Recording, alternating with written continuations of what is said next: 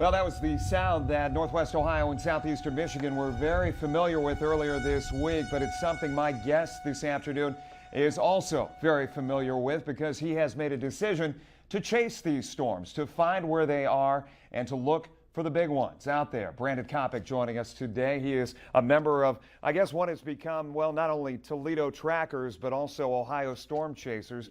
Brandon, good afternoon. Thanks for being here on the Roundtable. Thanks for having me. You were very busy. We are taping on Thursday, Wednesday night into Thursday morning. You were very busy following that storm video that we started out the show with. A lot of anticipation building over what that one could have been. Lucky enough for us, it was not as big as it could have been. Still some damage around the area. What did you see earlier this week? Let's go lead up to it, because I saw your postings on Facebook. There were nerves. There was trepidation about what this thing could have been, wasn't there? Yes, it was a just a big mess looking in the forecast models. It was possible derecho, which is just a huge area of damaging winds, as you guys saw on June 29th of last year. Down in Findlay, they had huge trees down. But the forecast models pointed to something basically looking like June 5th, 2010 all over again. You'd have supercells ahead of a squall line, and it was just looking like a mess, and I warned people as much as I could on my fan page. And it really just was a scary feeling looking at this, thinking this could be June 5th, 2010 done over again. You do this because you're passionate about it. Yes. You do not have a meteorological degree, correct? Correct. But you have always been passionate about weather? Yes, I've always been, since I was like 4, I used to sit around and watch the Weather Channel. Why chase these things? My passion in life has been to help protect people and keep them warned. That's why I love chasing storms. And then on top of that, on top of chasing storms overall, I'm looking forward to trying to become a state trooper. My passion in life is just protecting people. That's why I love doing what I do. We're looking at some of the video that you guys have shot. You've got a partner who hails from Marysville, who you guys met up on Facebook, you said, and this is yesterday, I take it? No, this was in Kansas. Okay. Or not Kansas. This right here is in Broken Arrow, Oklahoma. That was a tornado that we were one of the only chasers on. That was footage we sold to CNN, and as you can tell, well, it's very blurry, but there was a cone tornado heavily wrapped in rain, creating many power flashes. And luckily it did not do any damage, but we were there to do our first responder work as needed. And even the police tried to give us an escort to the storm, but we just eventually tried passing them and got by them, and These they followed us. aren't press passes that you have. You have, in fact, we have this sign here today. I don't know, this is a magnet, and you guys, I don't know if you carry this, put this right up on the side of the car, but this doesn't give you clearance, does it? No. It nowhere close gets clearance, but basically what happens is the police see that and think, well, I'm going to let that guy ahead of me. So it ends up working well for us, but we in no way feel that we are above the law. Yeah, we do not think we are above the law. The equipment we have on our vehicle does not make us look like we're above the law. I'll be doing some upgrades to get more equipment on my vehicle for chasing, but none of it is meant to make myself seem like I am above the law, can speed, can do any of that. I'm just a normal person chasing a storm.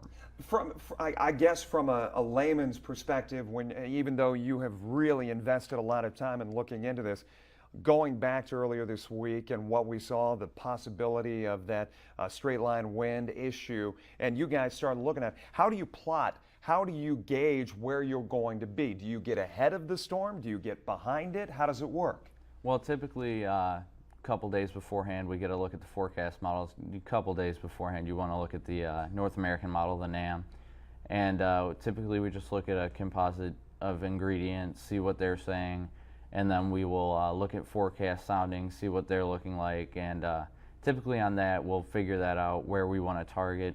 You definitely want to be ahead of a storm, because if you target a storm and you are west of it, it's going to be moving away from you. It's going to be a challenge to catch up to. If you target a storm and you're east of it, it's going to be moving towards you, and you can just move straight towards it. Okay, which normally people are going to say I would do the exact polar opposite of that. But what is it in the mentality that we're safe? Because as we saw in Oklahoma, and we will talk about in just a little bit, a storm took a turn and tragically took the lives of 3 people who you knew. Yes, I knew them very closely, but we storm chasers in general, nobody thinks they're safe, but I think the first person that started chasing storms was in the 60s, and since then no storm chasers were ever killed. But it was not so much their fault that they were killed, it was just a traffic jam that they got caught up in. I want to talk in our next segment about your experience in Oklahoma here locally as you go scene to scene, and especially Ohio. Is Ohio one of those, you're traveling elsewhere, you're going to the Midwest, you're going to quote unquote Tornado Alley, but is Ohio a good place for you guys to do what you love to do? Actually, I found out yesterday that indeed it is. I didn't get to chase as much as I wanted yesterday because I had to work. Yesterday being Wednesday, yeah. Yes, I didn't get to chase as much due to work, but Aaron did get an amazing supercell. It's something just you do not see out here, but sometimes you do. And where was he set up? That was just north of Columbus, I believe, because he got in it on a tornadic supercell that dropped a brief tornado. Now, you have a 9-to-5 gig? And then you break away from that to do this. Yep, I work at Conway Freight down in Perrysburg. Okay. And it's just, luckily my terminal manager will let me off when I feel I need to be off, and he lets me go chase and do what I love. So around between 2 and 6 yesterday, you're getting a little anticipation. You're thinking, am I going to need to? Yeah, anxious to get out of there. And you're saying you have a boss who is understanding of the fact if you want to break away, huh? Yeah, well, that was the thing yesterday. I was just, the 2 weeks prior, I'd been on vacation, so I just thought to myself, I'll just keep working through the day, and that way so I could just help out as much as I can, because one of my friends, Andrew, was off, and I just wanted to stay and help for me being gone for so long, and then eventually 9 o'clock came around, I was still working, and tornado warnings blew up to my west, and I was like, you still need me because I need to go. Yeah. They just let me go, so I took off. But it is a secondary income for you. You mentioned earlier when we were watching that video, you said, we sold this video. Yes. How do you go about getting your video out there and making sure it's authentic and people know you're the one that's getting this stuff? Well, actually, we work through Brett Adair. He is our media broker. He sells, basically, what we do is upload our footage as soon as we get it to him, and then he's the one going through all the Weather Channel, CNN, all that, and he sends them the footage. He's working with the cable outlets, yes, so on and so he's the forth. one working, because we can't do it directly. We're still chasing these storms. Sure. And he's the one he's the one just taking care of everything, and basically he sells it, and then if he sells it, then he'll let us know, and typically we'll get a phone interview if he does, so we just see how it goes. And almost like an agent for you guys. Yes, basically, yes. Yeah. How did you reach out to that person? Or did he reach out to you? Typically, just our connections through Facebook. Facebook for storm chasers is a really good place to meet people. Yeah.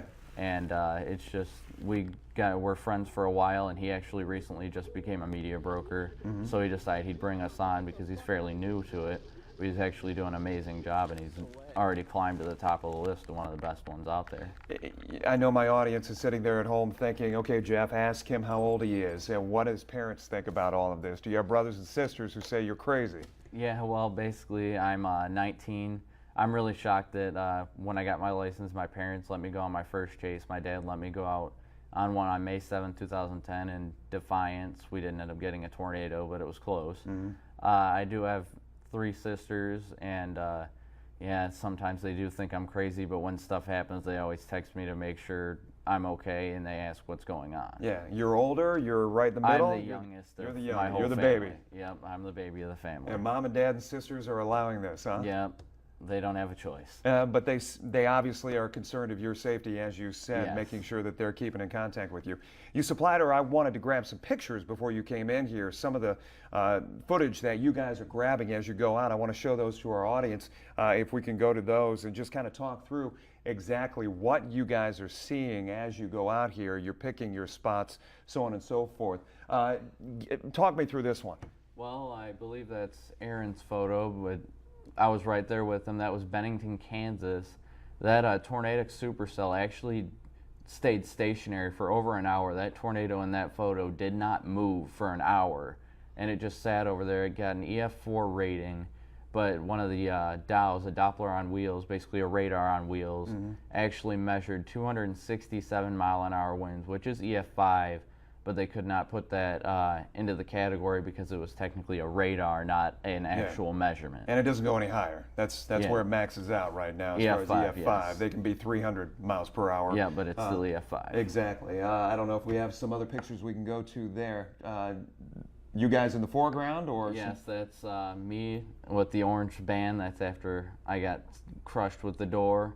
But oh, that's an injured arm. yes, it's fine now. But actually, what happened that day was I was standing out looking at a supercell. We were in Nebraska on our first chase day, the 26th of May, and I was looking. We were just looking at both of the storms visually, and when I turned around to get back in the car, I let my girlfriend Valerie in the car, and I turned around to look at the storm. And what happened was inflow came, and it slammed the door straight on my arm, and I just heard this crack, and I went down immediately. But it was just a very bad bruising, and it hurt like crazy. But just one of those moments you're in the chase mode that the adrenaline got the better of me, and I got right back in the car. and Let me started ask going. you, I didn't pull any video from the movie Twister. Obviously, that's the one that comes to mind as far as storm chasers and trying to get that empirical data to understand these storms. And I want to talk about that more in our second segment. But true to life, you go back, you watch it. I mean, did you watch that movie as a kid? You know, I did, but the older I get and the more experienced I get, I just look at it and I'm like, it Little doesn't make far-fetched? sense. It doesn't make sense. Yeah. There's so many, you could just pick out so many things, like when they're inside the tornado, they look up and see blue skies. That's not possible. Because, I mean, you got the sheared out anvil ahead of them. It's just, when you do storm chasing and study meteorology, you know so many things, and you just watch that movie to laugh. Brandon, stay right there. When we come back in our second segment, Brandon was in Oklahoma before Moore was hit, and we want to talk about that a little bit. He knew the three individuals who were killed chasing these storms, and it's affected him big time. Stay with us.